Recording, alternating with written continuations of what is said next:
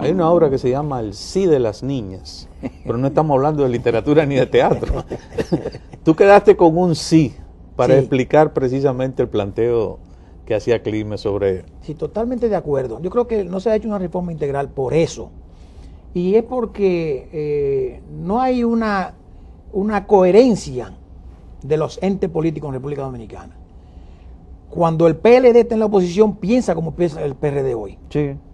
Y cuando es el PRD, lógicamente está. O sea, yo le decía inclusive a los legisladores de la oposición que no tienen una presencia para quizá parar muchas cosas.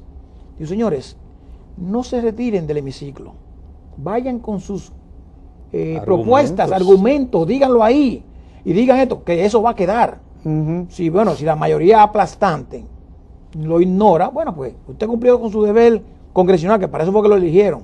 No se vaya y diga, no, lo aprobaron porque nosotros nos ausentamos del hemiciclo. No. Vaya y asuma responsabilidad. Pero ¿qué pasa? La gente dice que la política es una falsa.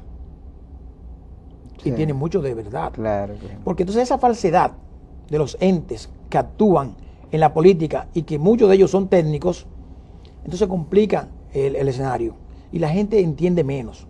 Porque, por ejemplo, si uno oye a unos técnicos calificados que muchas veces que han estado actuando en crisis y que ahí uno dice, concho, mira, estamos en una crisis y vamos a salir porque tenemos la gente adecuada.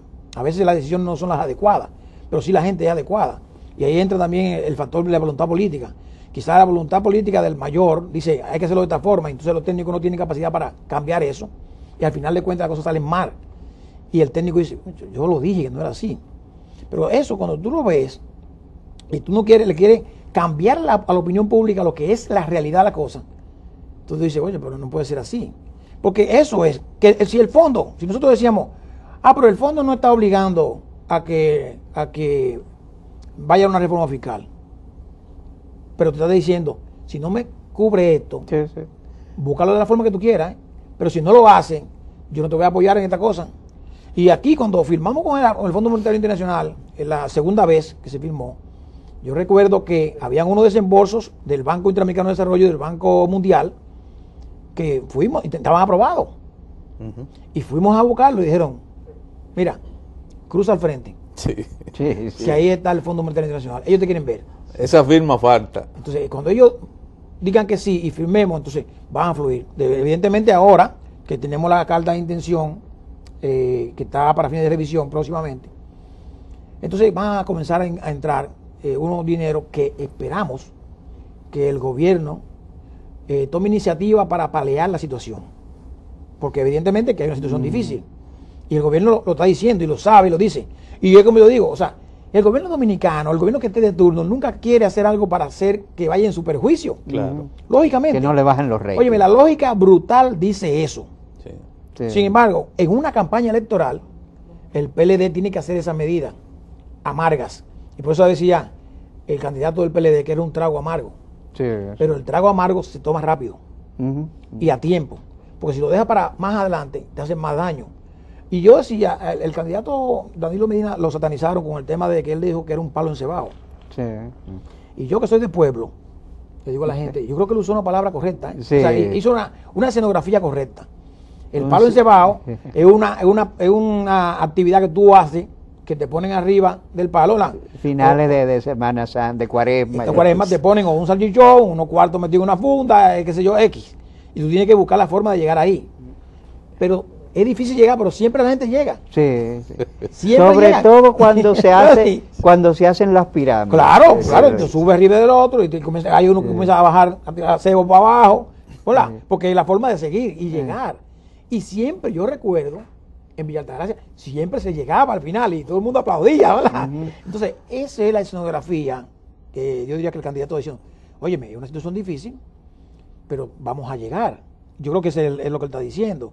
El gobierno, lógicamente, tendrá que hacer, buscar medidas adicionales, colaterales, para paliar la situación. Pero, de que era obligatoria la reforma, lo es. Ahora, vamos a entrar a la reforma. La reforma como se llevó originalmente, que no fue discutida con nadie, y yo no lo veo tan mal, porque el debate siempre comienza. yo creo que era la mejor idea que hemos ido. Una reforma afectando, subir impuestos a juegos, a vicios, y en una menor medida afectar un porcentaje de los activos productivos de la banca nacional, que mucha gente entendía, y después la banca la entendió, que eso iba a ser realmente un impuesto directo que iban a subir la tasa. Pero el gobierno lo pedía era un sacrificio a la banca. Sí. ¿Por qué? Porque la banca, desde los años 2004 hacia acá, ha tenido una... no le ha ido nada mal. Nada mal, ¿verdad? Porque, y eso, escúchame, terrible. El sector financiero no Sí. ha perdido en ninguna de las crisis. Que debemos señalar eso, que el sector financiero en los últimos 6 años, 7, que venía de una crisis sumamente peligrosa. ahí perdieron, esa crisis Sí. perdieron. Exacto, pero no solamente se saneó, sino hoy que nuestra banca tiene hasta una sobreliquidez en algunos Claro. casos. ¿Y a qué se debe esa sobreliquidez? A la confianza Exacto. que ha brindado el Estado Dominicano, el gobierno que está de turno. Entonces el gobierno le dice, tú me estás diciendo todos los años que te ganas 1.000 millones, 2.000 millones, 3.000 millones, perfecto, yo te estoy, Y que o sea, están yo soy el creciendo. colaborador de esa ganancia tuya. Yo tengo un problema ahora y quiero que tú conmigo me ayudes a sacrificarme. Ahora, el gobierno tiene que ser el primero sacrificado. Y el gobierno tiene que mandar señales de austeridad. Sí. Mandar señales claras de austeridad. Y yo voy a poner un ejemplo ahora mismo. Y eso pasó por desapercibido. En el Senado de la República se votó, cuando se aprobó la reforma, dos senadores votaron en contra. Sí. Y los dos eran del PLD. Porque Amable se equivocó. Amable se equivocó y votó sí, Sí. por error. Lo reconoció, me equivoqué, le di el botón que no era. Pero esos dos que no votaron, oye, esto bien, Irujo, interesante esto. Uno de los dos que no votaron, que es un amigo mío, que es el senador de ¿cómo se llama? De Sabaneta. Sí, de Santiago Rodríguez. Santiago Rodríguez. Santiago Rodríguez. Él no votó porque sus negocios son de banca de lotería. Ujú. Pero es un mal mensaje que manda el PLD ahí. Ujú. Sí. Porque eso es una línea política del partido. Sí. Entonces tú, si el país está sacrificando, los contribuyentes están sacrificando, el gobierno también, tú como ente individual te tienes que sacrificar. Claro. Y tienes que decir a tus pares, a tus amigos, señores, mire, yo voté por sí porque tenemos que el país con un sacrificio. Y él votó no, y dijo, yo me voy a afectar yo mismo. Y quizá alguna medida se fue ahí también que, bueno, quizá como una de las propuestas planteaba afectar los activos fijos de la banca comercial. Los activos financieros. Los activos financieros. Pero también hubo una medida que afectaba entonces de manera llana a prácticamente todo el que hiciera un desembolso, una transacción bancaria. Eso iba a Sí. afectar también a la gente.